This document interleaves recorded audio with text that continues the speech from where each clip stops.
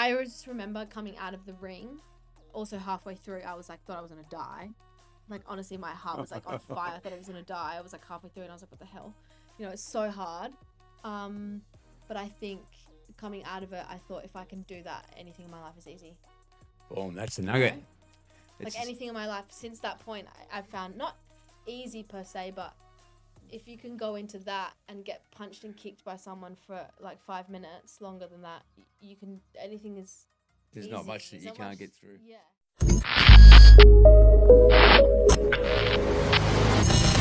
So don't know you well. We met at Besk. Yeah, we did. Monday night. I was eating alone. I do that a lot. And Monday night's always fucking jam-packed because nothing else is open. That and Found. It's true. 5 minutes from my home. We met, had a good laugh, chatted, and then I caught up with you again with your friends.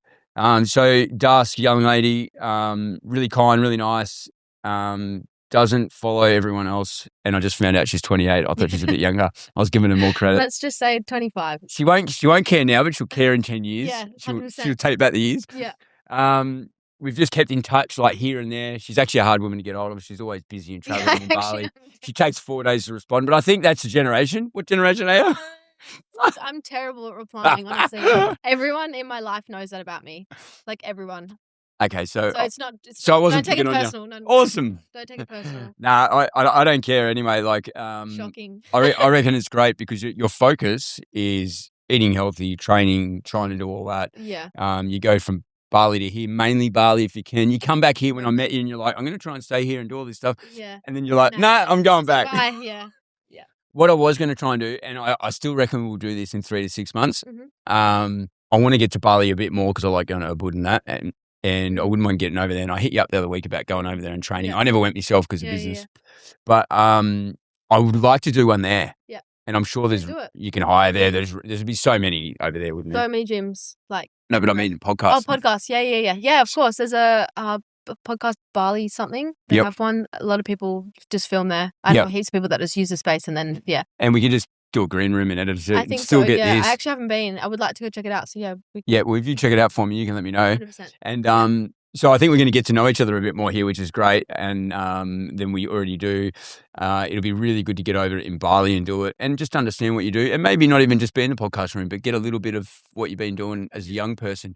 Mm-hmm. The reason is because I'm getting a lot of people on here and there's this huge lineup and a heap of relationships and all that. But I just don't want to get the people that are already been there.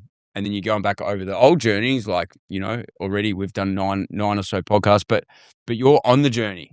I am. Still figuring out your shit. It's funny that I was on the way here thinking about that. Where you are? I was thinking about the name. I was thinking about the journey, and then I was thinking it's just funny because when you're in it, you want to be there. You want to be at the end goal. Like, you have to really want to enjoy the whole journey. It's I was watching. Cool. I'm going to take this clip out. I was watching Jay Shetty and this chick last night on a potty. Yeah. And she she said, you got to enjoy the journey. And I've said this for years. Everyone says it. And everyone's like, oh, it sounds really cringe. And But people actually don't. They're trying to get to here, but it's like, forget about it. Yeah. You actually got to enjoy it because if you talk money or whatever the measure is and it's there tomorrow, you won't be happy then because the purpose ain't there in the process. Yeah. 100%. So just quickly get on and like and share this. Hopefully Darcy gets a new audience when she shares and collaborates with us when we get the reels out and all that kind of stuff from the Co-Digital team and Mitch. But I was going to say, that's pretty much it. We might as well get into it. I think everyone knows what the journey is. I think this will be a bit different. I think it'd be really cool. It'd be really cool to follow your journey after this as well. So, and we'll put all the information and stuff in there. Now, just tell us where you're at. Let's just kick off there, and then I'll bounce. You'll get used to me. Yeah, okay. Currently in Bali. 28. 28, yeah. 28. Just turned 20 on Tuesday, so fresh 28. Oh, did ya? Yeah. Oh, happy birthday. Thank you. Just moved to Bali 2 months ago, so I was on and off there last year, doing my personal training certificate, just kind of getting like more into fitness and training and stuff. Wanted to live there, didn't really know how it was going to work. Whereabouts are you? In Canggu. Oh, you're in Canggu, yeah. Like Pereira, so a little bit outside of the main bit. But really wanted to move there, didn't really know how I was going to make it work because obviously if you're training and fighting or trying to do that, you kind of need to work online. Like you know, you don't have to, but it's definitely an easier way to be able to. So you're only doing that, or you got other work, or what? So yeah, well, that was the whole thing. I really wanted to get my kind of life online so then I could go to Bali. So I was just really spending 6 months trying to figure it out. And I just said to myself, I was like, I'm going to make this happen. Like it's going to happen. So like the company that I work for ended up they have this whole project at the moment working in something for the US. So they're opening a store in the US. So my current role in Perth was going online. So I was like, okay, Perfect. Yeah, weird timing. So let's do that. So then, yeah, that led me to just decide to move. What do you like about Bali? Just the training. Like honestly, you're just healthy there. Like the lifestyle is great. Like you wake up, you go to the gym, you train. You know. Why is this so important to you? Where's this come from? Yeah, interesting. Good question. I don't know. I love this. Yeah, I think I just need to have always been someone to like really throw myself into something. You know, like 100% have to do that every day. Yep. It's just kind of the way that I work. I'm a little bit of a workaholic, whether that is work per se, whether this is work. But yeah, I just really love the training. I think it comes from like a really personal, deep level of like, when I started training. Purpose, achievement. Yeah, I was in a really terrible place when I first started. Like, who are you proving this to? Yeah, that's the thing. Yourself, number one. Myself, number one, 100%. I think I owe it to myself to do something cool with my life. Yep. I think my parents have sacrificed a lot for us, and I feel like you said for us. How many siblings you got? 4 other siblings. Yeah, I'm one. 5 years. Yeah, there's 5 of us. Boy, girl. Older brother, older sister, 2 younger sisters. So I'm the middle. Wow. Yeah. So I do feel like that I owe it. Not so much owe it to them, but I think I've been given this really great life. My parents moved from the UK to Australia. You know, I've been given What year did they do that? Do you know? Roughly. I was 3. I was 3 years old. And you're 28 now, so 25 years ago. Yeah, basically. Yeah. We're in 26, so 2001? Yeah. Good maths. I'd be sitting here like, you know, they've given a lot. Like my parents sacrificed a lot to be where we are now. Like I think my life would be so different if we were still in the UK, you know what I mean? If they never did that. And yeah, wow. Well, when do you're 28 now, right? When do you think that point clicked with you? That, like, you don't hear that from younger people. It's usually like me later. You have self-reflection. You go through you work out why you are where you are, and you peel back the layers, right? Like, why at 28 are you, like, when was the point before 28 that you're like, show gratitude, I'm grateful for this, and I need to prove or show or take the opportunity that I've been given? Like, that's when I rare to hear. Moved to Amsterdam. So I moved to Europe on my own when I was 22, 23. I was a bit like not in a great space, broke up with my partner of like a couple of years. And then I was like, what am I doing with my life kind of thing. So then my best friend was moving to Europe at the time and she was like, do you want to come? Like, is this from the UK, sorry? No, from here. Oh, from here. Yeah. So I was. Oh, because they come over years ago. Sorry. Yeah. When you're free. My best friend, she was going to Europe. So she was like, just come, you know, if you want to come, just come for a couple of months. Right. And I was like, yeah, okay, you know, fine. Went for a couple of months, told my parents I was going for a couple of months and they're like, you're not going to go. And I was like, yeah, I'm going to go. Ended up packing one suitcase and I left and then I never came back for 3 years. I stayed over there. How are your parents about that? I think they understood it because they did it, you know? Oh, that's like cool, They kind of understood. I think my dad definitely understood more, but it was still really sad. That was obviously really hard for them, really hard for me. That was the first time I think in my life that I was like on my own. Yeah. You know, like I just got picked and like put in this different country, different language, different people, different everything. And that made me just do a whole 180. Everything. I was like, I'm a completely different person to what I was when I got there to now, which is pretty cool. All right. Now we've had this summary history. Now, what I didn't start with, and everyone knows, I think now, is the journey is about the roadblocks, the risks you take to build the resilience. Yeah. Now you just hit a couple of real big points, right? And I love this bit because it's hard for people to answer, and then when you start getting into a bit, and I go like this, right? Yeah. And now what we're gonna do is we're gonna go back and go, what school did you go to? Penrose. Where I don't know it. It's a school in South Perth. It's an all-girls school, private school. Oh, is it? Yeah. How was that? Not great. Okay. Do you want to talk about it? Yeah. It was cool. Not so much not great. Again, coming back to the whole thing, very grateful very privileged that my parents sent all of us to a private school. So we all went to Very private lucky, school. yeah. So again, very lucky that, we had that opportunity because not many people do. Very expensive, all that stuff. I just think that I'm not the type of person that excelled at school. I was never book smart, science, English, maths was just not my thing. I was very creative. So I did like arts, drama and everything. But you're street smart? Yeah. You wouldn't be but I think that comes from living and traveling. I think that side of me that's very street smart comes from exposing myself to different cultures. And, outside your comfort zone. Yeah.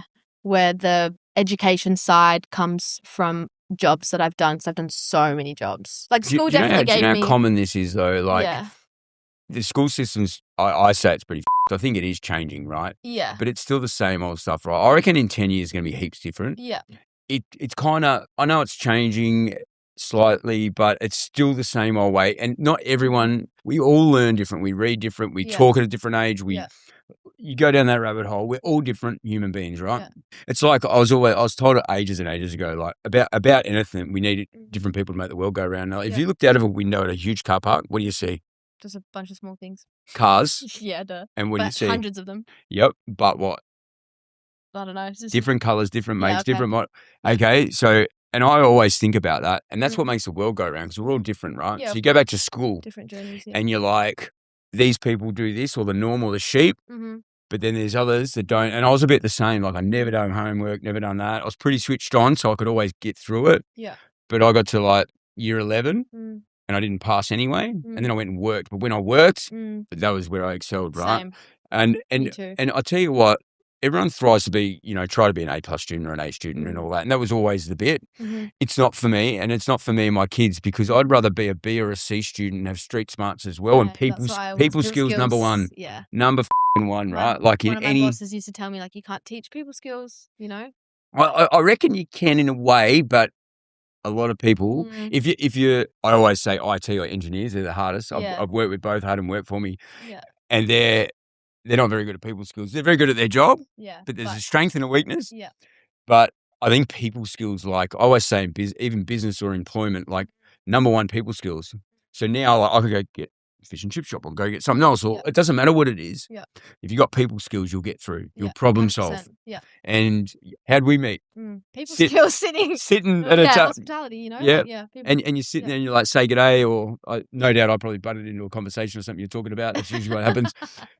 But kindly, and also we're sitting here now, right? Yeah, so, of course. And a lot of people are even scared just to go to busy venues. Yeah.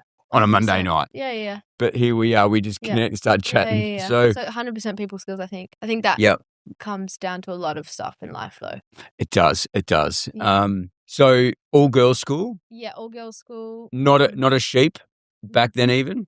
I say sheep, you know what I mean. Yeah, like I wanted to not a follower. I wanted to go to uni, all that stuff. I did fashion design, so I moved to, that's actually my background. I moved to Melbourne when I was 17, I think. 18, like straight out of school, went straight over there to study. Whereabouts in Melbourne? On Burke Street, there was a uni called White House Institute of Design. Yep. So again, very lucky that I could go do that too. It was a great experience. How long for?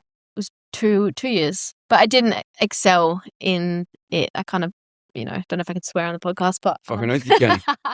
kind of it up. I was a bit of a. Do you know why you can swear on that? Because you're being honest and vulnerable. Yeah, true. So you can say what you want. Okay, great. I swear. I partied a lot. I kind of just, it up a little bit. And then came home after uni, did some more study at Curtin. And then kind of came home at that point. I was like 21 and I was like, I don't even know if I want to do fashion anymore. Like, wasn't really sure. And then just got a full-time job working in hospitality. And that, again, what you said before, how you just excel at work. I was like working full-time, and I think I worked full-time after that until I was like maybe 25. Yeah. Like good 4 years. And you learn on the job. Yeah, I learned on the job. I learned everything from hospitality. I always say that it was something that kind of like saved me in a way. It was like gave me people skills, made me work hard. I did really long hours, like split shifts, like met a lot of people. Problem solve. Yeah, so many people. So that's cool. That's really cool. So all girls school, and then what'd you say? 18 roughly went to Melbourne. Did you say? Yep. Couple of years roughly. Rough timelines. Mm-hmm. You come back. Didn't know what you want to do. 21 hospitality. How long for? I did that 2 years until before you I went to was UK? no. I did it also Amsterdam? when I went to Europe because I was like, Oh, you would it have. was That would have got. a skill that gave me something, you know. Came back. What was I? 26, I think. So I did it for most of my 20s. Yep. So I did it in Perth. Worked at quite a few venues here, and then when I What went, was the? Tell us a bit about the venues here. What was a cool one? What was your favourite? Quarter Acre is the one that I worked at in What's that one? Apricot, yes. Neighbourhood pub. Yep. I helped open that one. I helped open Jetty Bar and Eats in Freo. Yep. Worked at Sea Party. So where else did I work? I've done cafes like Chocolado, Jesse's. Yep. Yeah, so many venues. That's cool. Yeah. So it's good that you speak highly of it, right? Because yeah, it is. Hospitality. I enjoyed it though. It was great. Like some of my best friends came out of work. You know, my ex-partner came out of work as well. So it was like lots of things that I got from hospitality. It gave me a lot. You know. Yeah. Yeah. But that's because I put so much time and effort into it. So and I worked hard. It's really. You're really like, and I'll talk about this a bit, being the glass half full or half empty, right? Yeah. You're a glass half full person, right? By the sounds of it, whether you always were or whatnot. But like you're grabbing like hospitality, people can just be like, it's just a filling job or whatnot. And you're like, it taught me where the I am today. Yeah. So you go back to like, we talk about the roadblocks a bit. Like, I'm going to go do fashion. You go do fashion. You fuck it up. Yeah. You say, probably not. There's probably a lot out of it. Yeah. You probably wouldn't have said that back then. You would have had it. You just would have gone, I don't know what I want to do. And probably someone else's fault or whatever. At that age, that's what we all do. But you come back here, you don't know what you want to do. But you probably trust your gut a bit there also, right? Yeah, 100%. Even early days. Like you didn't stay in fashion for 5 years, try and make it work when you're like, I don't think I like it. Yeah. Or I didn't use it to the best of my advantage. That's one thing I do is if I don't like it, I don't continue. That's the individual bit, that's awesome. Yeah. Like work it. You're only young. You don't have to work it out. Yeah, it's true. But you think that you do, you know? At the time. Yeah, you're like. Yeah. The days of doing the 30-year careers and all that stuff, and even careers, like once again, in 5-10 years, everyone will be working for himself probably, and it'll be a whole different dynamics even from where I come from. Yeah. So you've taken a lot of risks along the way, right? Yes, I have. Lots of the risk. The big one was Europe. I think now I look back, I think I was crazy to go there when I was by myself at 22, whatever, you know, with my suitcase, and I was like, see ya. Like if you were back there again, would you do it again? I would do it again, yeah. I wish I could relive that whole time, you know, because it was just so profound. Like I always said, changed my life a lot. Like it put me in a completely different direction. It's also Amsterdam is where I found kickboxing. Oh, is it? So that for me, I look back on it now, I'm like, if I didn't go there, would I have found kickboxing? So would I have done my training, you know? So 22 is when you started doing combat sports? 22, 23, I signed up to a gym. So I moved to Amsterdam, was there for 6 months, I think, traveled around different places in Europe, and then ran out of money, had no money left. I think everyone does that, don't they? Yeah, I had no money left. I remember being in Italy and having like $250 in my account, being like, I can't even afford to get my flight home. So I went to stay with my nana who lives in the UK, stayed with her for 2 weeks, and then was like, I need to get a job.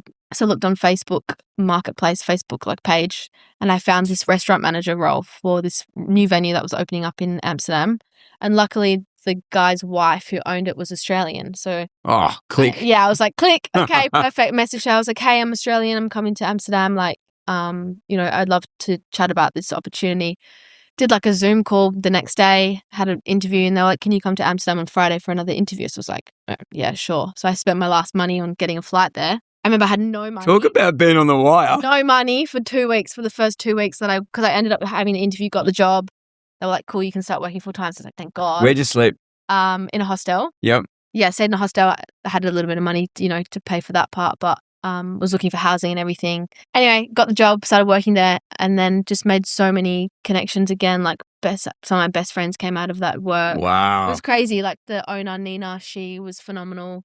On the bones of the ass, took the risk, flew from the UK back to Amsterdam. Yeah, crazy. Got the job. That's what I'm saying. When I think about these things, I'm like, if my little sister told me this, I'd be like, what are you doing? You crazy, you know? Yeah. Like, so wild. And then, they just helped me so much. Like the owner of the restaurant was like, no worries, like, you know, we can help you. So because of that, and I got a job, I obviously got a working holiday visa for 12 months. Yeah, yep. So you could stay in the Netherlands for a year, and then after that year, you either have to get a sponsorship or you have to leave. So came to the end of the year, obviously was training a lot during that year, didn't want to leave, was really enjoying it. So then what did she do? She found this other role that was available at another venue, and then put my name forward and was like, hey, you need to hire this girl. She's great. And then she actually ended up getting me the sponsorships. Then I had an interview with a company over there and they hired me and gave me a sponsorship. How good. Yeah. So wow. Everything just worked out so well. And then while I was working full time, I was training and I fought twice during that time. So that was really hectic. So I was doing like a lot of hours and training a lot. Have you always been pretty healthy? Yeah. Besides probably partying when you're young. Yeah, besides partying. That old poison gets you every time. But yeah. But yeah, I have actually. I've always been sporty. Like, good on you. I used to play netball when I was younger. Not that was serious sport for me, but yeah. It's really, really cool. And I think you could either, at plenty of times there, right, when you're, let's call them roadblocks, between two rocks. Yeah, right, yeah. You could have stuck your head in the sand. Yeah. And blamed everyone else and said, what's happening to me? Yeah. But obviously it was all happening for you. Yeah. And you just work through it and you're going, you'll make it happen. Yeah. And look at the fucking outcome. Yeah. How good. It's crazy. I just think I never really had another option, Like I was over there and then I got a job in an apartment. So I was like, okay, well now, And I'm here. I got to keep going, I think you said something earlier about going to Bali and it's like, you don't overthink it and plan too much by the sounds of it. No, no, it's really cool. I love it because like I think you might have learnt that back then. Like it's always, you're never going to get stuck on trying to work something out because you go, it'll work out. Yeah, it'll work out. That's what I do think. That's the hardest bit ever. Yeah. And you've done it and it worked out. So you're like, exactly. Mate, I have the very similar. It's probably got me through life. Yeah, and that's 100%. why I shift industries and, take risks a fair bit. Yeah. Now I probably got to pull back a bit. And mainly it's because, you got businesses and people and you got to, but I'm like that. I'm like, let's throw ourselves in the deep end. Yeah. It's like, the thing when you're a kid, throw you in the deep end, you learn how to swim, right? Yeah, of course. I do it to myself. And then, because when you commit, and I don't always follow through, but when you commit, you've put yourself on the pressure. Yeah. And you're like, we're very resilient humans, right? Yeah, of course. We're very resourceful, very resilient.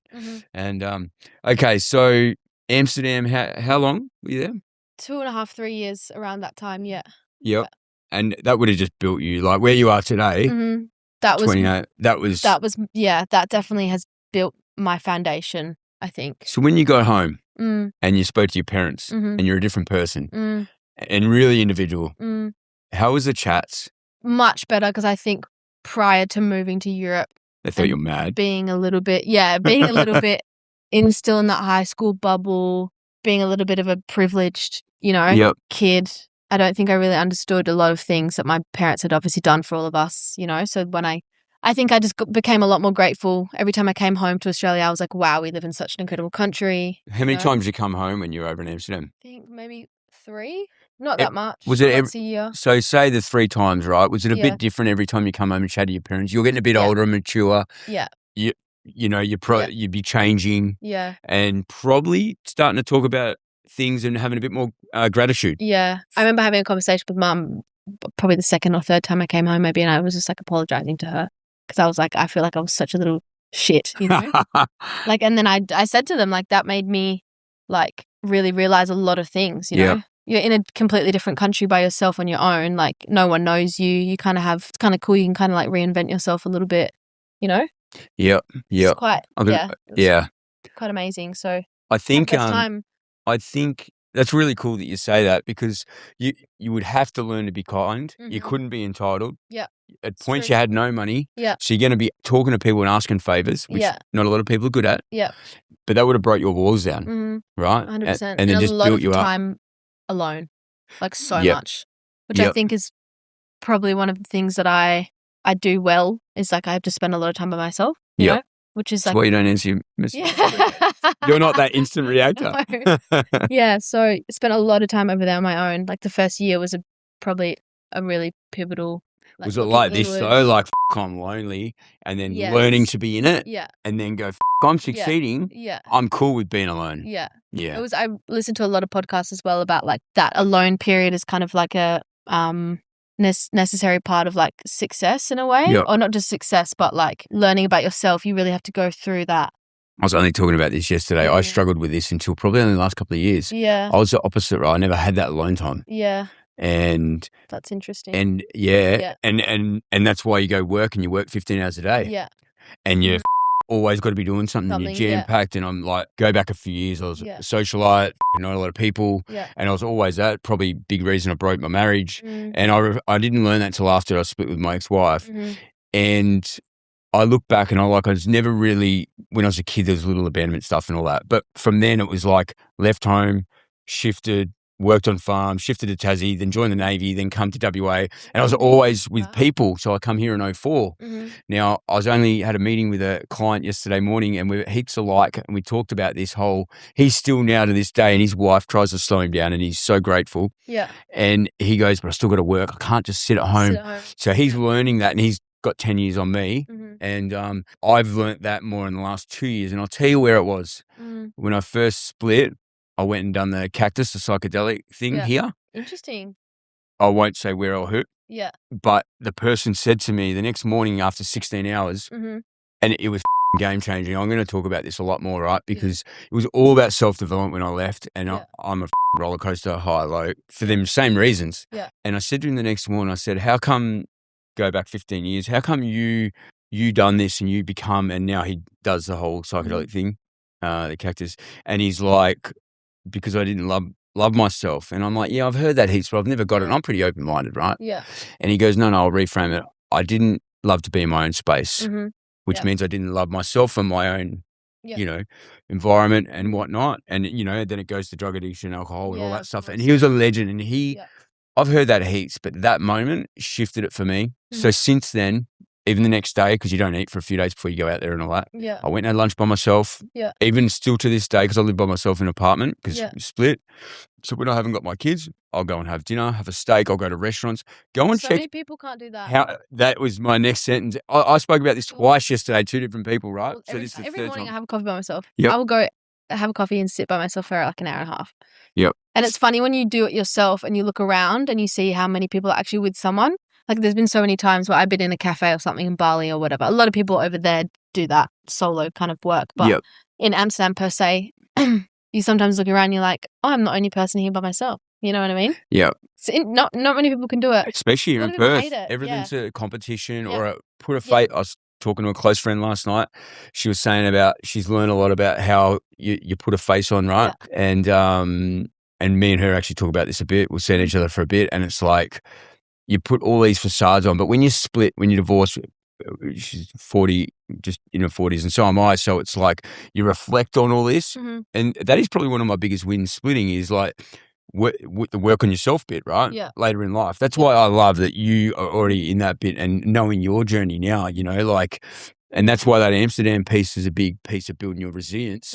And it's because it's about building your own first. Yeah. Working on yourself, 100%. even in a marriage, and even me and this other partner, we talk and we're like, we've got to work on ourselves because you try and fix the other, you try and work on the other, and it's because we're trying to run away from our own space.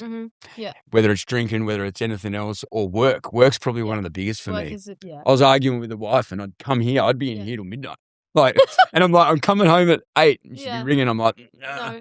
But you don't realize it's subconscious as well. You might not even be arguing, but you're not comfortable. Yeah. So then you run, and it's avoidance. Yeah, it is. And it comes from childhood. Yeah. Everything comes back from when you're a kid. Doesn't it? Yeah. And I listen to so many podcasts about this. Yeah. Everything comes back. I love that you do. We should chat offline Apparently about this. It's the first 3 years of your life where I'm going to fuck up the statistic, but I was reading about it. Apparently it's the most profound time of your life is when you're from 1 to 3. So whatever happens in that time frame is what affects you later down the line. Yep. I don't know if that's correct, that kicks my ass as a father because I know because I grew up in a bit of a broken family and all that stuff, drugs, alcohol, violence. Yeah. But I think about that a lot. It's really cool that you say that at your age because it really kicks in your 30s and 40s for people from my generation. So obviously it's great that there's so much more information out there now and people understanding it. Because I do think that the things that happened or the things that are happening now in my life is like a bit relatable to when I was a kid. You can see like things from when you were younger. It's the self-work, isn't it? And did you know, and this here I bring up heaps, 95% of your brain is subconscious and 5% is conscious. Yeah. And the subconscious, I think I've mentioned this in 2-3 podcasts, your subconscious you don't have a choice over. It's your environment growing up in the early days. Now, I seen a life coach a couple of years ago, a year and a bit ago, and she taught me all that a fair bit. And that game changed me because So what I try and work on now, whether it's triggers from a partner or, you know, I'm this anxious style. You want to talk about style, attachment styles? I'm the anxious. And my two, my wife and even the lady I've seen recently, she's the avoidant, right? And the shut down. And I never learnt that with my wife, and I wish I did. But I've learned it now, and I do heaps around it because I'm the anxious, and then you're like, you chase a bit, and you're like, but what helps that is learning to be in your own space 100%. and not reply instantly on Insta. This is why you're good at it. You're like, hey, I'm doing me. I'll reply when I want. I've gone down this rabbit hole so much, and I still do every day. Gaber Mate. Do you know who he is? No. Oh, he's the Michael Jordan. He's the god of all this, right? Trauma, childhood stuff. I'll talk about trauma for a sec, right? And I don't want to go down this rabbit hole, but it's not the event. And this is just older generations. It's the emotion that comes after the event. So go and ask anyone that had trauma and go, did you tell anyone? It's not having a safe space to talk. Talk about it, Now, the reason I really concentrate on this, because I go back to my marriage, and then, you know, when me and the wife argued, whatever, I reflect on that, and it makes me upset, but I'm like, was I a bad dad? My kids. Because all we want to do is give them a safe space to talk and communicate, right?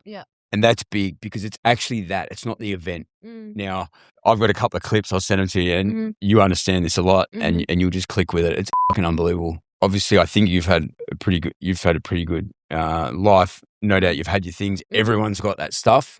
And I was talking to one of my clients just, and I'm like, the difference is though, Alex, right, is go back 20, 30 years, 40 years. The reason I moved out of home is because of my stepdad, right? Now, he's one of the closest people I am to now. Now, how do I do that? Forgiveness. Now, you go back to this piece, right? When you understand where they were at, their generation, usually, and my mum, they didn't show love or they didn't do whatever or done whatever because that's only what they know. It's like me now. So when I sit at home now, my life coach told me a year ago, and it clicked, and it was 2 minutes before the end of the session, and it put me in tears, and she goes, Paul, have some self-compassion, because you only know what you know. And it just clicked, right? I feel like now you'll understand what your parents went through because now you're a parent. Where I feel like for us, we don't understand that because we don't have kids. And the more will come out for you. So it'll come out when you get older, which is kind of... But you're already well ahead of the game, and I love that. Yeah, but I was also, like, you can only really meet people where you're at, where, like, you're at, they're at. And also, you, like, I look at my parents sometimes and I'm like, you're so annoying. Why do you do this, or this? And then you think, okay, well, they're also living their life. Like, they're not just parents. You know, they're like, they have their own life and they're deciding and they do the best they can with what they got. Yeah. And they're living their life the way that they want to live it, just how I'm living mine. So I can't judge them just because they're supposed to be a parent, you know?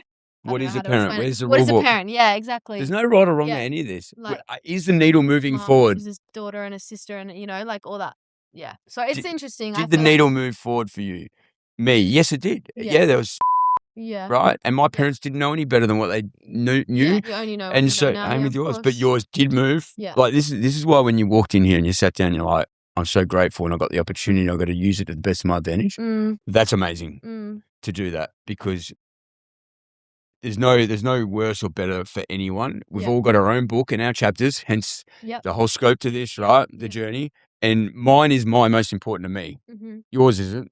I love doing this, and not many people really do listen to other people because no one really gives a about your shit, and there's no one else to save you except yourself, right? As we always say. But there is so much truth in that. You being so grateful for that though, and then going, I'm going to do the best I can. That's awesome. So when you do have kids, if you have kids, that role model piece and that attitude, that is the bomb for that year 1 to 3 to 5 to 7. Yeah, it's huge. It is huge. It's really, really cool. It is huge. Well, we went down a rabbit hole there. We did. I didn't think we would talk about anything to do with that in here, but you are. No. Yeah, peel the layers back. Let's talk about the kickboxing and what it's done for you, because that there helps you get through it. I want to go down another rabbit hole. I love it. Yeah. This is a big piece, because this is probably what I know you for. Yeah. So when we met. Yeah. Yep. Here, live Perth, Bali, whatever. But really, all I've seen and followed you on Insta and socials is you want to train, you want to coach, you want to be healthy. You've got this big mission on it. Yeah. Tell us about the mission. You've told us a little bit about why, but from when you were 22, 23, you signed up, Amsterdam, kickboxing. Yeah. What happened from there?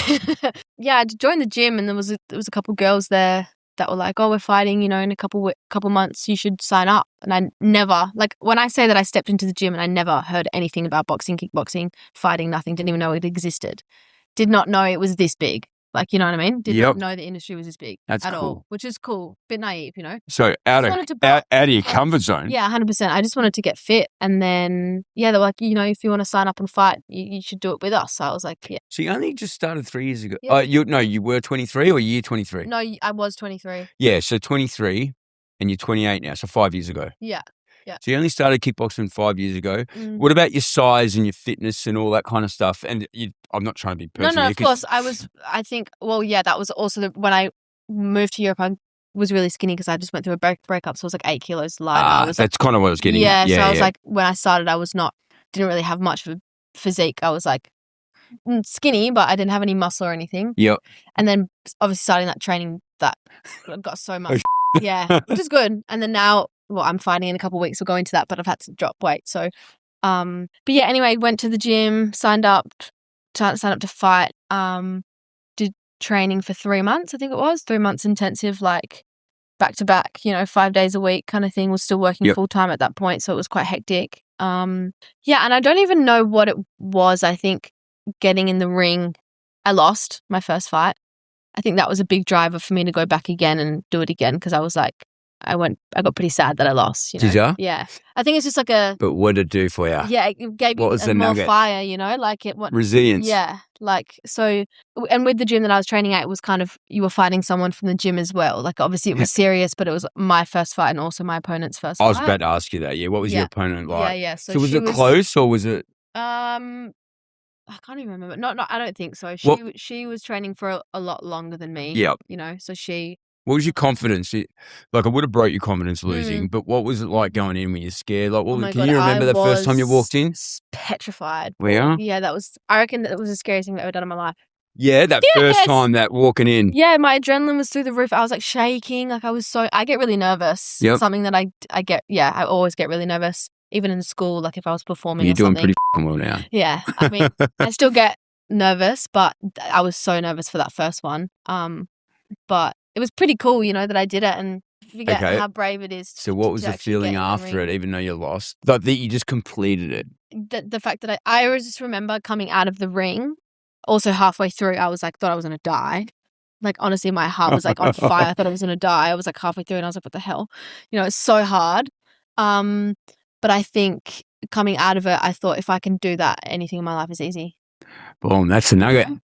Like anything in my life since that point, I've found not easy per se, but if you can go into that and get punched and kicked by someone for like 5 minutes longer than that, you can, anything is There's easy. not much that you can't get through. Yeah. And stack that on top of going to Amsterdam, right? Yeah. No money. Yeah. Doing it in a different country, doing the jump to the job I'm talking about, no money. Like that bit there built this resilience you had. Because if you got through that, you're like, I went there with no money, slept in a hostel, blah, blah, blah, right?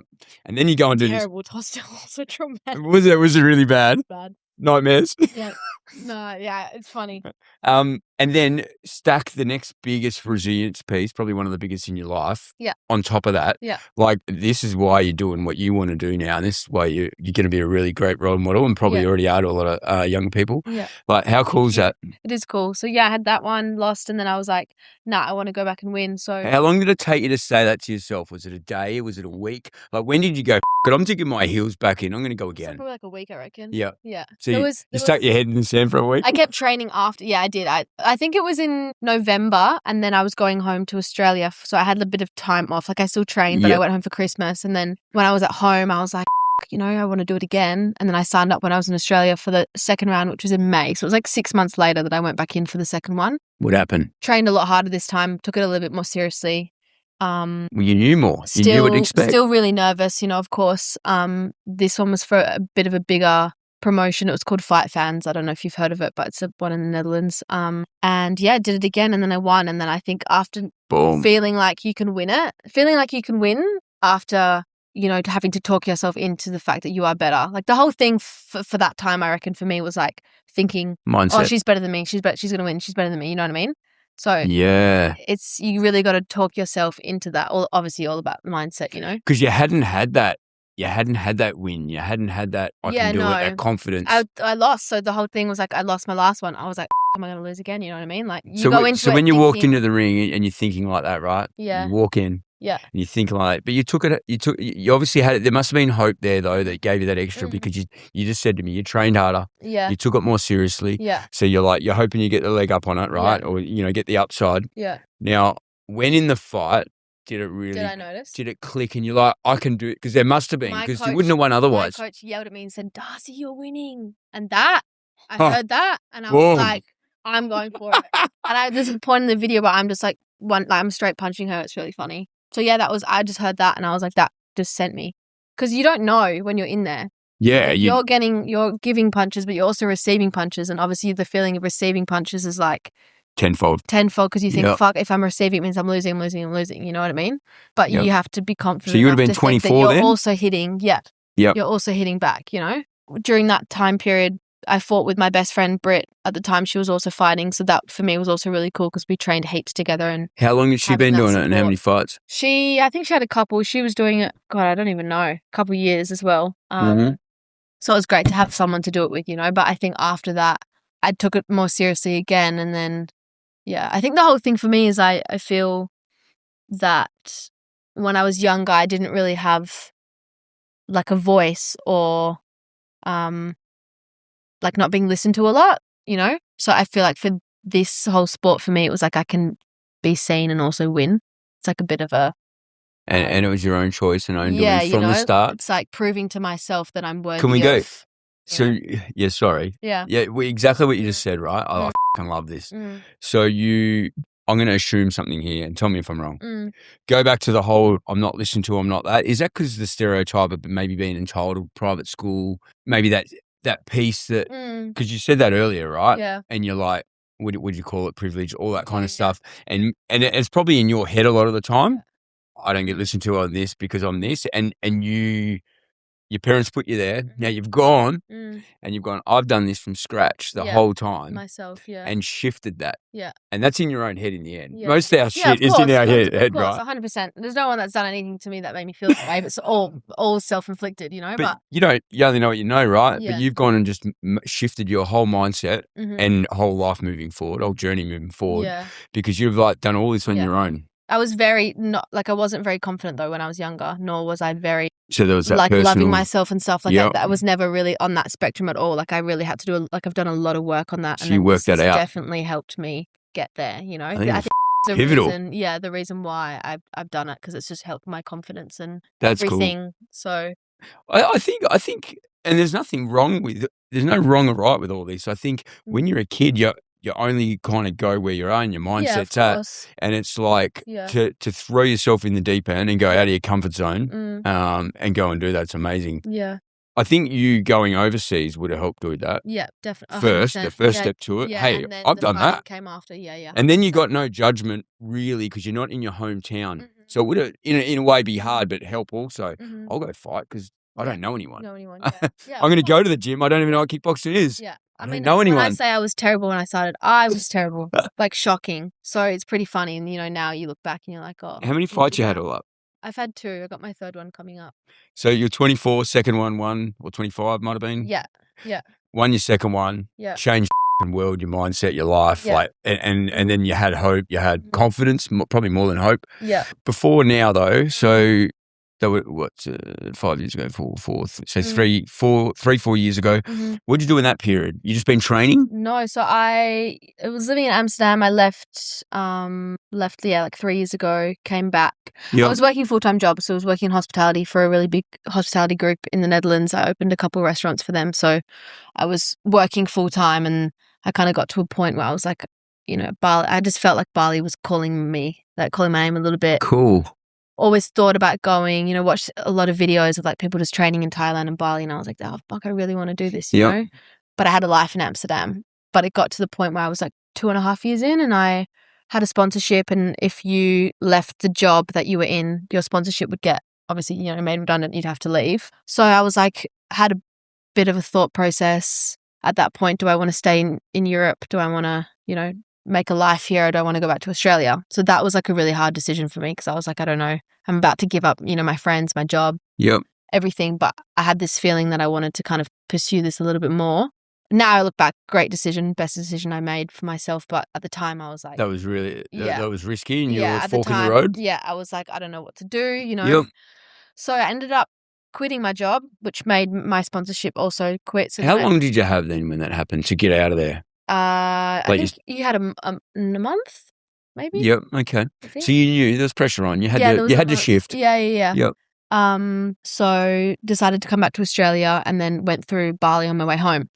Trained at the block where I'm at now. Cool. And I was like, oh my God, this is so great, But I was really burnt out at that time because I was obviously working so much. I also was a bit confused about what I was doing. Did I make the right decision? So when was that? How long ago is that? Just to put us back on the timeline. That was 2 years ago. Yep. Yeah. So not that long ago. No. So like 23, 24? Yeah. Yep. Yeah. And then came to Bali. Like year 24?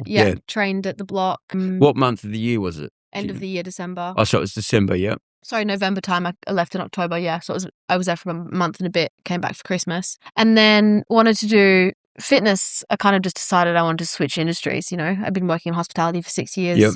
I was done with it. Like it served its purpose. But I needed all your learnings. And I needed something else. So obviously my dad works in the sporting industry kind of thing. So he was like, why don't you do your personal training certificate?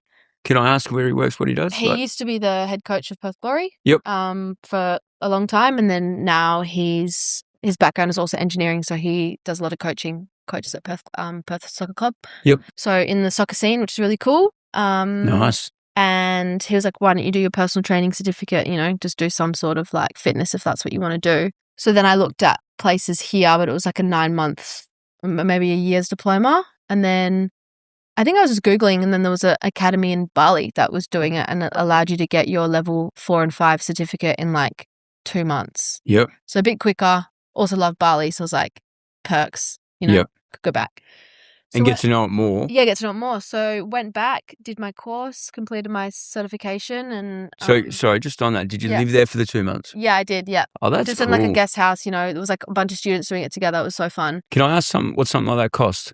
It was 4,000 for the 2 months for the whole time. Yeah. That's pretty good. Yeah, so it's pretty good because you pay a bit more if you at uni, it's a bit more expensive, a bit longer. So I was like, I kind of just want to get qualified to be able to, because my main thing was like, I want to teach women, like I want to coach and I want to train PT girls. So it was like, I don't want to go super in depth, but I want to have, some sort of qualification behind me. My experience comes from my training anyway, but I want to be qualified enough to be. Yep. So was that in 2024 or 25? Last year.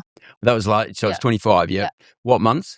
Beginning of the year. Yeah. So like Jan, Feb or Feb, March or something like that. Yeah. Yeah. And then did that. When did we meet? Can you remember? Was it 7 months ago? 6, 7, 8, 6, 7? No, I reckon it was longer than that. 12 months? Yeah, over a year ago because Yope was here. Because your mate was leaving. Yeah, and he hasn't been back in a while. So what month are we in now? March. It would have been around Christmas time. So was it before you done that training? Yeah. No, before. Yeah. Was it really? Yeah. Time goes, doesn't it? Right. Because you were just going to Bali then. Yeah, I was just going. Yeah, that's when I was just leaving. Yeah. So yeah, pretty funny. And then I completed my course. Came back to Perth because I was like, okay, I'm going to set up my coaching business here. Original idea, and then got injured. So did ya? Yeah. So that set me back. That sent me into. What'd you injure? My knee.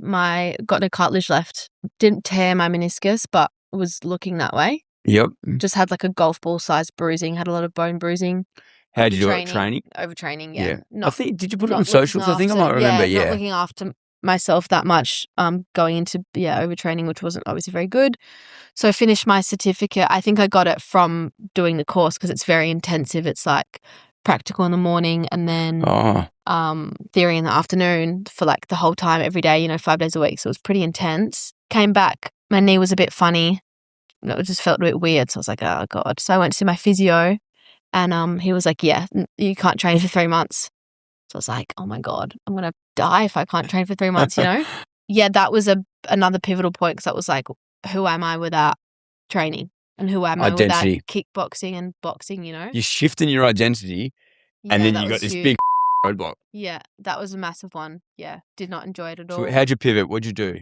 And what was the positive? A lot of crying, a lot of sadness. But I was like, okay, I need to get over this, How long did that go for before you kicked your own ass and dug your heels in again? About the whole injury period was about 4 months, I reckon.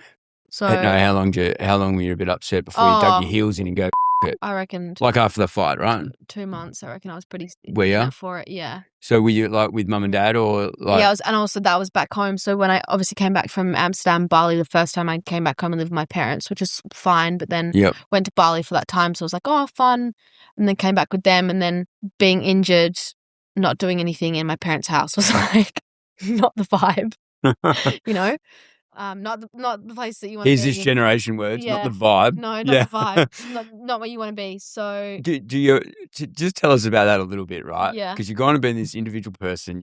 Off. You've done all this stuff. You've fought. You've. This is amazing. I don't know if you know how amazing this is. Someone your age changing their identity and not caring what anyone thinks. You probably do at some stage. Yeah. But shifting it, and then you go and get a smack in the face or a fuck injury. Yeah. Like, to even be in your 20s and changing your identity, right? And then you got to go sit at home when you're so independent and you train. That was the thing. I was like, I am so independent that I was almost like, just questioning everything, you know? So how were mum and dad? Should I even continue to do this sport? Because in my opinion, I'm late to the game, you know? There's a lot of... Bet you're not. Yeah, I know. That's what one guy told me, some coach a couple of months ago. He was like, oh, you're young for this. And I said, excuse me? What do you mean? Like, I think I started late. I know that you should never say that. Because you're impatient. Yes. And you go, I wish I'd done it then, but you wouldn't have been there if you didn't do what you do. Correct. But anyway, I think starting, you know, that at this age is, should say that I'm late because I'm not, but you know what I mean. Early. You're in your 20s. Yeah. Most don't even work it out in the 20s. True. I'm telling you, definitely. You obviously probably follow Gary Vee. Yes, I love him. He's actually a big inspiration for me, I think, because I could tell by a couple of things that you said. I've been following for years, right? I've met him twice. Yeah. He said, like, you know, you're in your prime years. Actually, I met him once, but I've been to two of his things. Yeah. He is unbelievable. Like, and it's why I keep saying to you, like, go work it out in your 20s. Like, there's none of this. You got to work it out at 18, 17, 19. Yeah. And he's really good on that. He's really big about empathy, kindness, all that kind of stuff, and working hard. I got his shoes that I got Hustle on his original shoes he brought out years ago with Hustle and Grind. I love. But he's shifted. But like the whole identity piece and not giving a what anyone says. Yeah. Which is a huge thing. I don't know. I'll tell you a quick story, and I haven't told anyone this. My team know this. I got this guy that has been helping me build the personal brand for this over the last 3 years now, right? And I've done 40 hours I've done a couple of hour recording, but we spent 40 hours on this branding piece, which I haven't really launched properly yet. Yeah. And he goes, I love Gary Vee, don't you? And I'm like, yeah. I said, I met him in that. He goes, mate, you're so much like him. Like you actually are. I kind of agree with that. And I've always thought it, but no one ever really said it to me. But I've just always thought it. And I'm like, cool, because I really relate to him. He's so logic. He calls the bull. Yeah, he does. Like, your mum and dad are the worst because they're meant to protect you. Like, I sit here for hours to talk about it, right? But he's like, you mentioned Gary Vee, but you are so much like him. And I'm like, there's so much I really respect out of him for it. And it was really cool. And he's a big inspiration for this. I probably wouldn't have started yet if I didn't follow him for 4 years because I should have listened to him though. Just start. And it's like I'll just go and we'll work it out. It's like, I love that. It's like Nike. Just do it. Work it out later. Robbins as well. Don't know if you know Robbins. Every night? Yeah.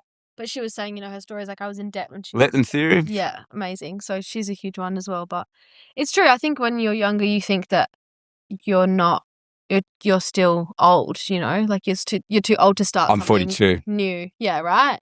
But then you hear of other people like that have done this sport and they started at like 24, you know, which is still thing. Have they got the street smart you got? Yeah. Have they travelled? It's just more the 30 mark for me is a bit daunting. I think I thought when I was younger I was going to be not any further along or whatever now. Could I ask you something about that? Being a female? Is it more about that you haven't got your career yet to maybe you'll settle with kids? Because that's it. I've learnt this from exes. Yeah. My wife, like the whole 30 is a big piece if you haven't had kids yet and all that. Yeah. And there's no rule book. People have kids later or don't have kids and that's okay also. Yeah. But do you think maybe subconsciously that's a big part? Because you're like, when am I going to settle down? And I do. You got to find someone. And I want to. Have you found anyone? Are you still single or? Yes, I'm still single. Yeah. Oh, that was we won't talk about him. Yes, I'm still single. Okay. But I think the 30 mark is pretty big for women because I feel like I think in fighting specifically because obviously, you know, if you're now the next like 4 years will be the most pivotal part of my training, right? Yep. So that mark is like when you're supposed to have kids, you know? Yeah, yeah. Like you see a lot of people a lot of fighters and stuff that have kids, and it's like, it's crazy that you can have so many kids and then still bounce back and then still fight. It's like inspirational in my opinion. Now, like amazing. Someone I don't know well, yeah. but you might know better than me. We haven't talked about the combat sports industry much. So Riddler's, who's the wife there? Wait, who? No. So Riddler's? Oh yeah, the gym. So in Osborne Park. Yeah, and yeah. I can't remember. I've talked to him heaps of times. Yeah, the owner there, the main director. His wife. Yeah. She was pregnant, training, had a kid, come back. Like it's crazy, she's a beast. Yeah. Go follow her. Yeah. And I don't know her, but someone showed me her one day when she was pregnant and then had bubs. That's why women like that. I love wicked story. So, it sets an example that's doable. Like there's a girl who trains out of Phuket Fight Club called Alicia. Yeah. She's really famous and she has like 3 boys and she's like a 1 championship, like it's crazy. So exactly. It's definitely doable, but it's more like. It's daunting though, is what you're saying. It's like. And you've got to be concerned about it. Yeah. You're a female. Yeah. You're a woman. Your body's different to men. Like there's all this stuff that could happen. Yeah. It'll be what it'll be, but it's good that you're concerned about that. And I thought maybe subconsciously that's probably what you start to think about it, or even consciously. You're like, conversation with my girlfriend this morning because she's like 30 and she's like, like, she got kids? No, but she's saying, they start settling down, like, and I'm like, you no do, rule but book. you don't. The rule book.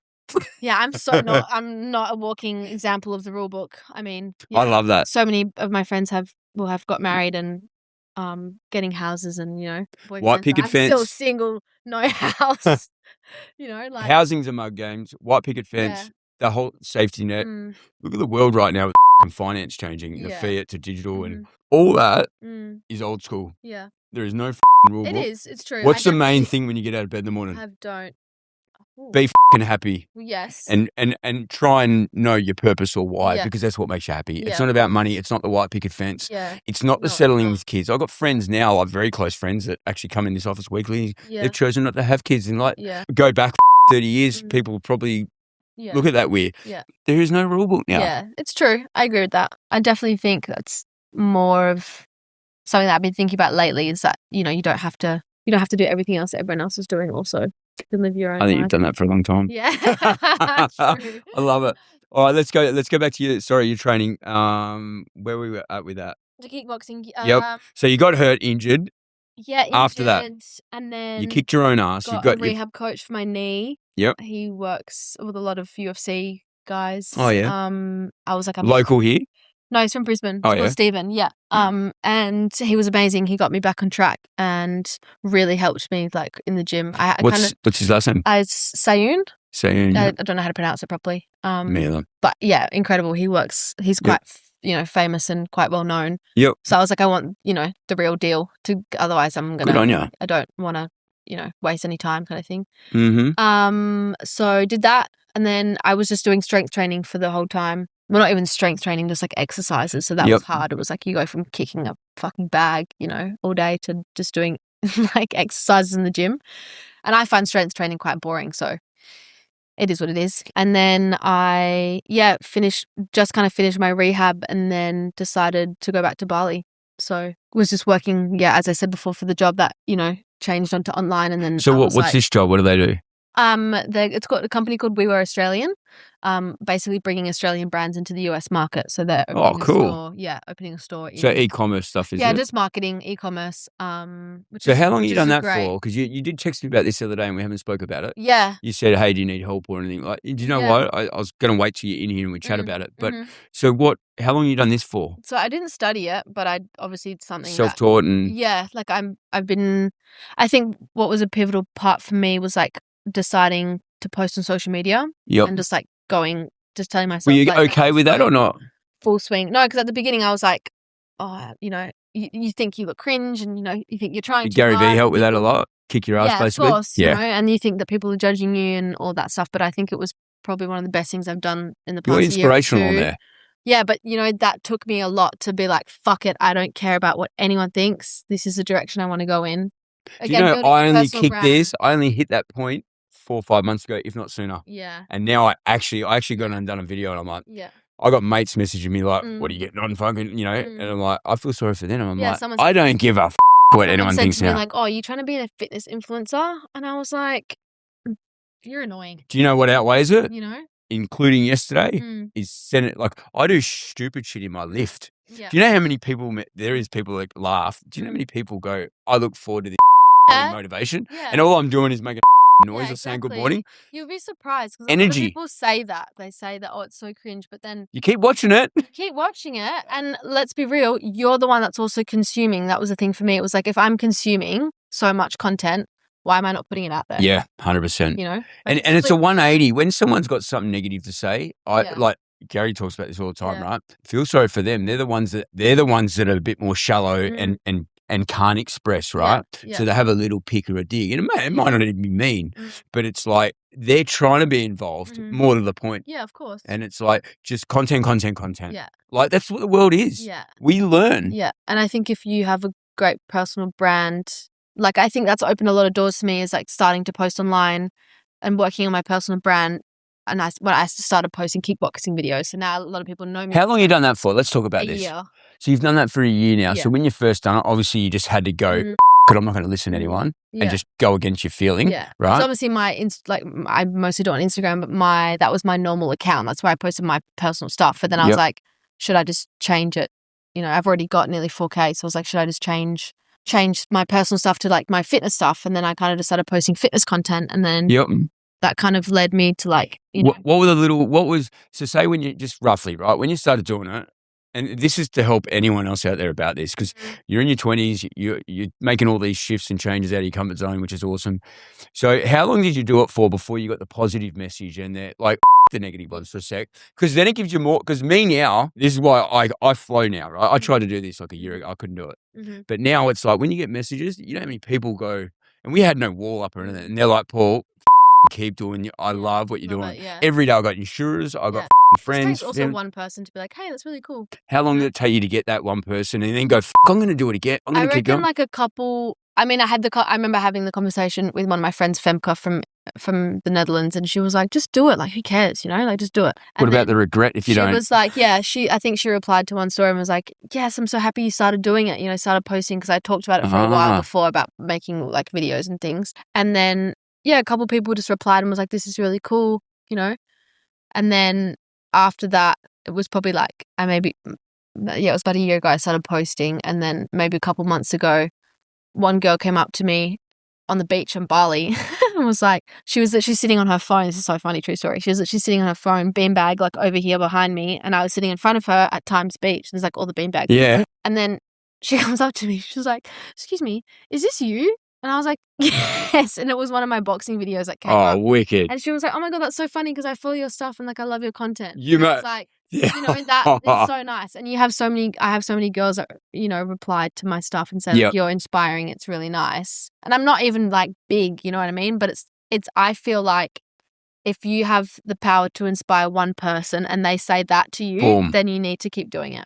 Because if the one person says that, that's amazing. I think about this a lot, right? To help me get through it as well. So do you know who we worry about when we don't do it?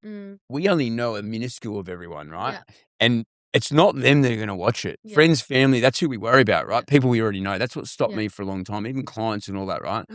But who do you actually get it out of now? Like the journey, the followers coming up now, it's people I don't know. Because there's a whole there's 8 billion people out there, right? So that made me click, and I'm like, I'm not doing it for my friends and family. Like they should be proud and support you, right? Or you know, or relationships. It's not them. And what I love, randoms, well, have a new one, right? And I never thought this chat would go like this. I wasn't sure, right? This is why I love it when I don't know someone well. But like I got people on that I know very well, and they're usually people that will not sit here and peel the layers back. Every single person has. Because I put them in this safe spot.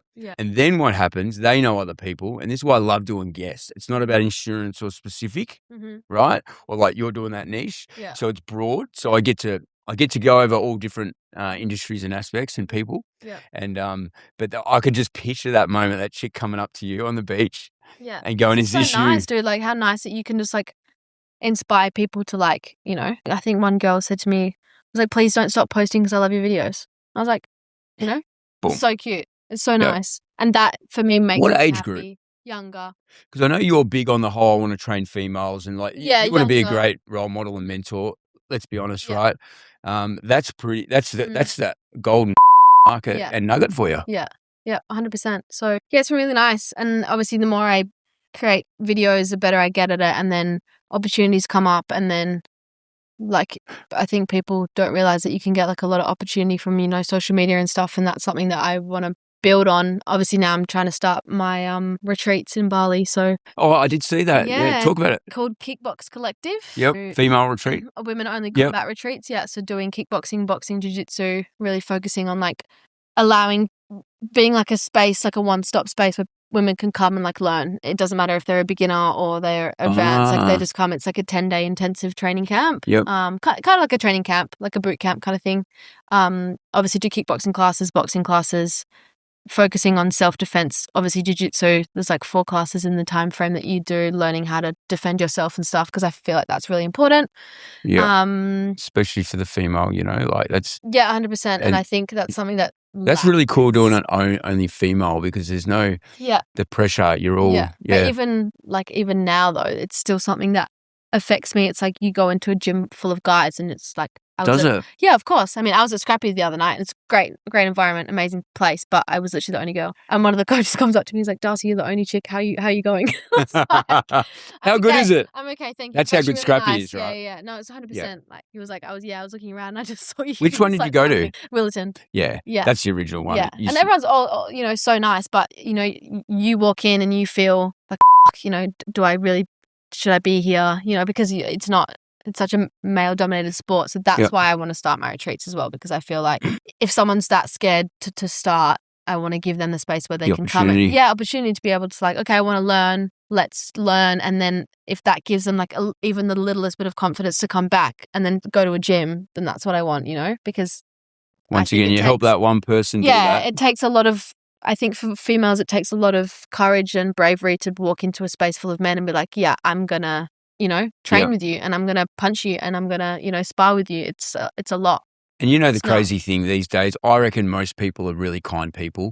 Like most gyms. Definitely in the martial arts space, I think that most of the men, yes. Most gyms now, that's their try and be point of difference is if you're a beginner, come in. We're not in here. It's not ego. It's not like you leave that at the door. Yeah, 100%. Like, and that's why I got heaps of mates that own gyms and stuff, and they're all like it. Like from Drillich down to Mandurah Combat Sports Academy, you know, Ben's gyms, all that. Like you walk in there, like I don't even train, but I go visit, and you're like, you walk in, but they're just like, they're friendly, and they're probably the most. It's like going to Eternal, right? Yeah, or going to one of the fights. Yeah. Besides the crowd of a couple of the fighters, it's actually a really cool place to be, and it's not the fighters, it's the crowd. It's the dickheads in there that are drinking and. It's actually a very well disciplined sport and place. Yeah, they get in there and there's blood and they punch each other, fucking each other. Yeah. But it's actually it's the opposite of what people think. Yeah. Obviously, it's got that stereotype because it's fighting, etc. Yeah. So where you at today then? Where about today with that? Yeah, where you at today? So nearly doing the Bali retreats. When's your first one? Hopefully June. I've been reaching out to a few people on social media, trying to be able to like get exposure mostly. Kind of reach out to like influencers and stuff on Instagram to be able to share the content, and you know they get a certain amount of the fee from the person signing up, so it's like doing that incentive kind of thing. I just need as many people as possible to see it, you know, like I think the concept is great, and I think it's do you know what I'd say on that? That's influencers because they kind of go for money. So and you probably know that space better than I do. But like go and meet them females that would know people. They won't want money. You're starting a business. Like I only chatted with this lady the other day about her. She goes, "Oh, I don't have to pay Paul if you come here." I'm like, I want to pay because it's a new business, right? Yeah. It should be the same for you. Like, influencers are different because they get a clip of the ticket. That's how they make money, right? Yeah. But even then, like, I'd go and speak to the key people in the industry, the Michael Jordans in it, the females, the wives, you know, you thrive. You're gonna have synergies of message. Yes, you're sending the same message, right? That they'll be sending, and you're young, and they'll probably mentor and help or know people, Thailand, Bali, Australia. Honestly, I would go down that path and triple down on it. Yeah. How many people you got to get to the first retreat? 12 is the total amount. Yeah. So 12. It's not that many, you know, but 12 I want to females. keep it. Yeah, I want to keep it. It's perfect. It's perfect size. Yeah. And let's be honest, your first one won't be. Well, your first one won't be about making money. You want to get it there, but it's like let's kick it off. Yeah. So I'd do that. Yeah, that's smart. I might do that. Maybe we'll talk about it after this. If there's any help I can do, I'll do that. Yep. I reckon you'll get more out of that than influencers. Yeah. Because influencers is the marketing, but when Yeah. But I think my target market is like Australia, mostly Perth, because I did well, not mostly Perth, but when I just after my injury I started coaching only female kickboxing classes, and they were quite busy. Like I had like 30 girls turn up to my first class, so obviously there's not really that much. There's obviously gyms here in Perth, but specifically for like only female, to feel like you can just rock up and learn, you're a beginner. Most of them were beginners, which was quite cool. So is there, I don't know this, but is there female business associations? Female groups for business? Yeah, I'd go to another industry like that. Now, why business? Yeah. Because why do I train? Even I'm a roller coaster on and off. Why do I? Yeah. Yeah. Yeah, mental, and put you out of comfort zone. Yeah. Because when you become business owners, CEOs, or even employment, corporate, training, whether it's weights, whether it's kickboxing, whether it's whatever, ice bath, all that kind of stuff, they need that more than ever. Yeah. Because you're high performing, you're busy, you're trying to get routine and structure, and you're all at different levels, right? I still try and work on it. Like every week I'm trying to get a better routine, and it's all here. Why'd I go ice bath yesterday? I had a really bad week at the start of the week. Yeah. And how I shift, but I'm going to dig my heels in. I'm going to book it to commit, even though I probably didn't want to. And I went and I loved it. I come home last night and I'm like, I know. Why didn't I do that for the last 4 days? Well, I stuck my head in the sand or laid in bed. Like I was a bit crook Wednesday. Yeah. How many business owners need that? That's a really good focus. Female business owners, I would, definitely. Yeah, good idea, Paul. Thank you. No worries. Take that one. There's 2 there. I'll give you them. Thank you. That's awesome. So you're going to kick that off in June, hopefully. Yeah, hopefully. So you're here right now. You go back Monday. You're doing your visa trip or something. Yeah. So when you go back, what are you doing? Fight camp. Technically, I'm in that right now. So when's this fight? Where is it? What's going on? 11th of April it is. So 4 weeks. Fighting out of a Indonesian promotion called Road to Victory. So it's actually a Muay Thai fight. So I was just like, obviously I'm still amateur, so I'm like, sometimes you got to kind of find the fights yourself. So I was like, over there it's a bit harder to find fights. It's not so much. Why is that? Is that because of language, not knowing the people? No, you're not local. I obviously am not. Not local. I don't know many promoters and stuff over there. So it's like I just messaged a bunch of people and was like, hey, I just really want to fight soon. Can I do one? And he was like, yeah, I have one coming up. It's Muay Thai. And I was like, sure, let's do it. So fight, I got to lose 2 more kilos. So pretty good, smooth. You're happy with that? Yeah. Happy with that. And then, on the 11th of April. So my opponent she's fought once. She lost her first fight. She's from Germany. She's taller than me, quite a bit taller. But I mean, let's fuck her up. I love it. Nice. So how's your confidence with it? Good? Good, yeah. I'm feeling good. I feel like there's a massive difference now fighting than there was obviously 2 years ago. Because you're older and you're mature? Yeah, but I think I understand everything just a lot more. More here? Yeah, and I think now I've been taking it a little bit more seriously. At those 2 fights, obviously they were serious, but I was kind of just starting out. Like it was within the first 6 months that I did them, of ever training. Well, the great thing you just said is you said that about the second fight from the first fight. Now you go into the third one, you're like, I'm up another level compared to them 2. Put them in another bucket. Yeah. That's really cool. Yeah. And the 2 years is probably not a bad break. You've probably you've gone through injury. You've gone through all this mindset stuff. Yeah. You don't sound as confused now. You're on a really good roadmap. Now that'll probably help you a lot in the fight. Yeah. Do you know what I mean? Those first 2 fights were no shin gear, no nothing. They were just gloves. Were they? Yeah.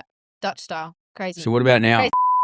Now I have shin guards and elbow pads. Because it's amateur, Yeah. So I'm like, okay, well, if I can have no protection the first one, I think this is going to be okay. Yeah. So, yeah. So you get in and just go hard. Yeah. I'm excited. It's fun. I'm excited. That's really cool. So, and then after that, I've been obviously more kickboxing is my background, and then I kind of just took this Muay Thai fight just for the experience. You obviously get better by as many fights as possible. Yeah. Where did you do all the other disciplines? Like, tell it just over the last couple of years. As in kickboxing? Yeah. Well, not kickboxing, but the other disciplines, like other styles. Kickboxing mostly in Amsterdam, and then learnt a little bit of Muay Thai in Bali, but mostly I've been doing like striking. So like over there, it's like K1 striking, and obviously MMA. Yep.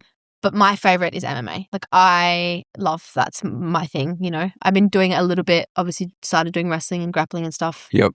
After this Muay Thai one, I want to transition into like striking MMA. So that will be cool. I would love to get a MMA fight probably by the end of the year, I reckon, like December, January time. We're here or over there? Would love to do it at Eternal. Would love to have a debut there, which would be really cool. But have you spoken to Ben about it? No, I haven't. No, the hard thing is because I'm not at a gym in Australia. You know what I mean? I'm fighting out of Bali, so if I was to do it Eternal MMA, I mean, I could be represented by someone, but I'm going to intro you to someone after this call. Yeah. If he answers his phone. Okay. All right. Cool. He's cool. He's a legend. Very close mate of mine. Yeah. And he's a weapon coach. And he's very close with Ben. I mean, if I had to come back for 3 months and do my camp here, I'd do it. You know what I mean? No problem. You should be cool. You should chat with him and we'll talk about it after here. It's cool. Yeah, it's cool. Because there's another girl at my gym called Renee Kosh. She just fought on the UFC Fight Pass in New Zealand. And, you know, she's from Sydney and she's been living in Bali for 4 years. And it was funny because on her fight, the guy was like, oh, where are you from? Because you're obviously not Indonesian. She was like, yeah, I'm from Sydney. But she's Australian, but she's been, you know, fighting out of Bali for 4 years. So it's like, that's also really cool because now she's getting, obviously, you know, fights in Australia, New Zealand, from not being in an Australian, New Zealand gym, which I think is really sick, you know. So it's definitely possible in that sense. You know, you don't have to essentially train in Australia to be able to have those opportunities. So, we'll see. I'm just gonna go back. I don't know the dynamics of that, but I was talking about Mako, which is close to Ben. Yeah. I'll give him a buzz, and even if you just start chatting with him, he knows everyone here. Yeah. And he'll be able to point you in the right direction. And he's a wicked coach himself. He trains with all Ben guys. He goes up to Scrappy and coaches. He's he's a legend. Yeah. And he'll be able to he loves it. He'll make time. You'll see him if you follow him, he's on his content heaps. Yeah. And he puts a lot of fighters into Eternal. Yeah. And maybe you can work something out there. Yeah. And ask him a favour. He's a legend. Because all of the and so's his partner. Was so Mel. cool. Like it's crazy. You know, Jack did Eternal. He started Eternal, you know. Such a cool stepping stone. Well, Ben's his coach, right? Yeah, but you know, like however long ago that was, it's really cool. Long time, yeah. Yeah. And he's good mates with Maka too. Yeah. So he goes and trains with him. Yeah, sick. Yeah. That's so cool. They're all really close. Girls in Eternal, so cool. Yeah.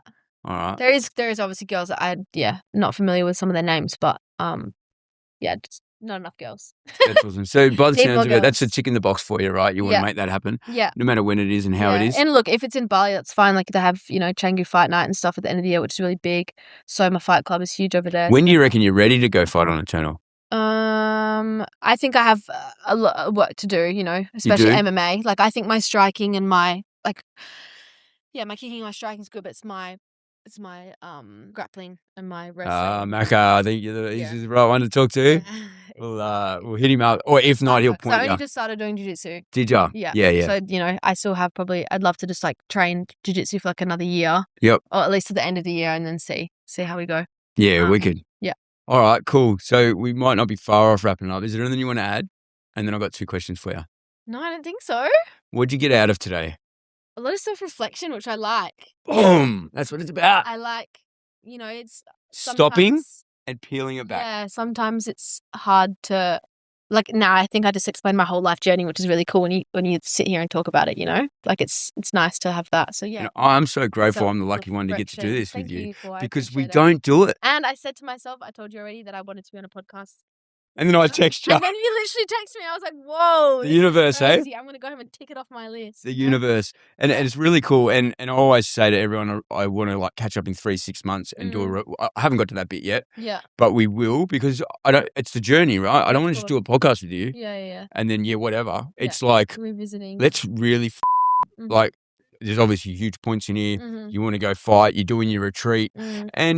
And I know you'd be vulnerable. So in 6 months, your retreat didn't work for whatever reason. Be like, why not? Yeah. Or how you going? Or did you get your fight? Or, you know, so. Win my fight.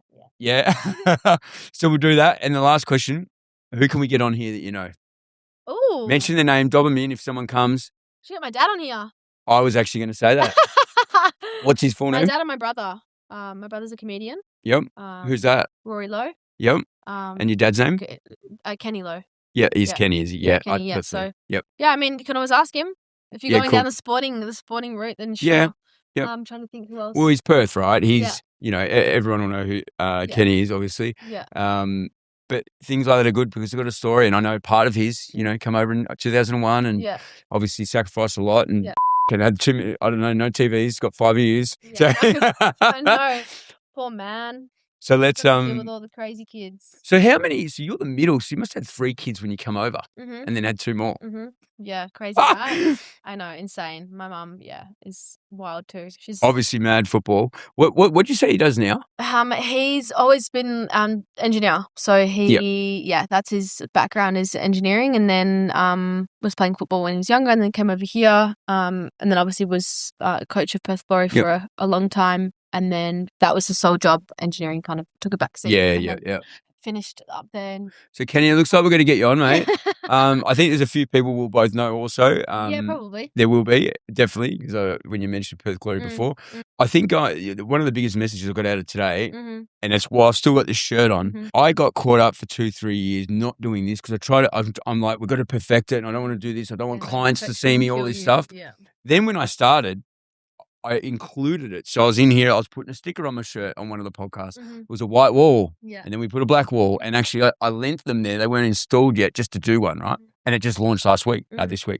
And you brought this up, and it was really cool. So follow Darcy, and it's like, just do it. Just start. Yeah, it's actually better because it's more authentic. It is, yeah. And I am getting shirts by next week, hopefully. Yeah. Because there's, we're all human. Yes, but there's so many. There's 101,000 things that you could do before you were ready to. Or you can do 2 and just start. Yeah, that's what I'm saying. You could have waited 6 months to get the sign and the mics or whatever. But if you just record it on your phone, do you know what I mean? There's so many things. Just do it. Yeah. Because even the one last week, when I had the black wall up, so no one's done it with a sign yet, right? Yeah. I've recorded 3, but not launched. Now, but I was on a screen with a close boxer mate over east. Did you watch that one? Have you? No, which one? So Shane Hassey's a boxer, pro boxer, right? Yeah. Very close mate of mine. Yeah. Grew up in the same town. And the noise wasn't good. I had earphones in, but we just done it. Because if I got caught up, and I wouldn't have done it, right? I went and watched it back. I sat at home Monday night and watched it because I don't really watch them all before they launch because otherwise I'll probably stop them. Yeah, you probably So I'm like, I let the team do it, right? Yeah. And a couple of points put me in tears. It was probably the most impactful podcast, and it was on a screen, not live, not in person. I had earbuds in, and there's a bit of static. I actually did not care about any of the quality. It was amazing. I was still watching reels yesterday. He's the one that ice baths every day. He actually got me back ice bathing after a couple of years, and I ring him after it, and I'm like, and then he sent me a message this morning because I went, yes, he how good Hass. Watch them ones. You'll love it. He had cancer. 23. Boxing got him through it all. He used to fight. He used to spew up. He didn't know he had cancer. Amazing story. Wow. Monday this week it launched, and it was on a remote because he's over east. And just going back to the quality piece, just do it. It did not matter about that. Yeah. And I'm probably one of those picky pricks because I'm the one putting it out. Nothing can be perfect. Nah, you can't. Speed, and I tell everyone this. I don't listen to myself. Speed trumps perfection. And work it out along the way and get better. Yeah. Yeah. Anyway, that was wicked. I fucking had a ball. No, it was awesome. Thanks very much. Give me a hug. Thank you so much. I was sick. Thank you. Appreciate it. No, it was awesome.